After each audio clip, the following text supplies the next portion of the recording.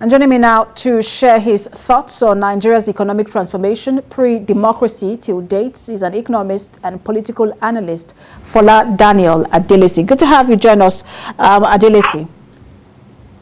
My pleasure. Thank you for having me. So there were expectations of some level of economic boom as we enter democratic rule in 1999. Help us assess that time till now, if you think that democratic rule in Nigeria has provided a level playing field for economic growth stimulation and competitive edge, especially in the global economy. Okay, so I'm not sure if we have had a level playing field. We have had some form of playing field, but certainly not a level playing field. And that's because the civil rule itself comes with its own challenges, and it also comes at a cost. Just recently, Governor Akeredolu of Ondo State was advocating that we'll return to a unicameral legislature so that we can cut the cost of government. However, we can't say that it was all bad, because in the years of civil rule, we have seen that Nigeria's GDP rose to over 500 billion, which is the largest in Africa, or was the largest in Africa at some point, and we're constantly alternating our roles with South Africa.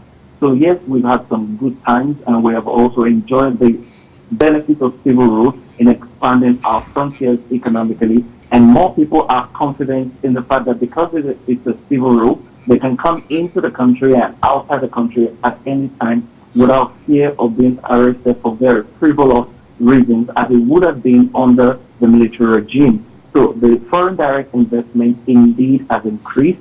We have seen telecommunications coming to the country. We are also seeing more fiber optic cables coming into the country as we speak. And there are people who are looking to Nigeria because there's still so much opportunity for expansion. We have that opportunity. However, there are so many potentials that we're not yet harnessing because of two reasons, basically. First is lack of visionary leadership, and the other is because of the cost of governance itself.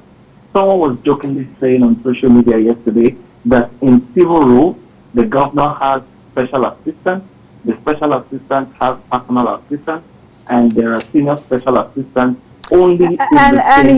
Things like that are just what people thought. I mean, all of these assistants could have helped in terms of, if they were giving ideas for policies to grow the economy. And that's why I want to ask, because we've seen that the GDP has been growing downwards. We've seen that it's moved from 8 point something to now where we are at about just below 1%.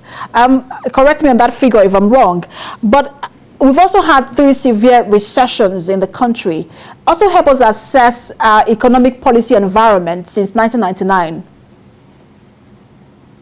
Okay, so yes, you rightly mentioned that we've sustained, or we've been able to come out of about 3 recessions. And one of the reasons we're still able to survive that is because the policy itself is still a bit strong. One thing that we now need to do is to go beyond allowing the economy to reboot itself. There are some natural activities that will bring us out of recession, so long as those activities, our trading activities naturally will happen, and that will take us out of recession. But we're currently below our capacity. So to give a better perspective to this, question is, where should we be? Where were we 20 years ago or 22 years ago when civil war started? And what kind of nation should we be comparing ourselves to?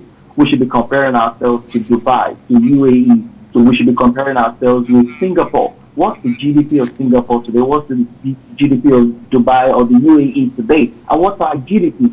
Those are the comparisons that will give us proper perspective as to where we should be today. So if that's what we're looking at, we're definitely far behind. However, as for the cost, I think, again, that some of those assistants, like we rightly said, are just political appointments, and it's not necessarily appointments based on competence, where they will have the required competence to give the kind of advice that will be pushing our GDP up. That's not to say that all of them are not qualified, but it certainly is not enough to just have people who are just having titles without the requisite knowledge to function optimally. But our GDP is not where it should be right now. As a nation, we shouldn't be doing anything less than $1 trillion And even $1 trillion will still be regarded as underperformance because we're talking about catering for over 200 million people. We need housing for them, we need electricity for them, we need transportation for them. And even $1 trillion wouldn't do that. So we're far below where we're supposed to be right now. Absolutely. Many have also talked about, local sourcing for raw materials. I mean, these are some of the issues. I wish we had enough time to talk about them, but we don't. But thanks for sharing your thought with us. Political and economic analyst Fola-Daniel Adelesi, thanks for talking to us.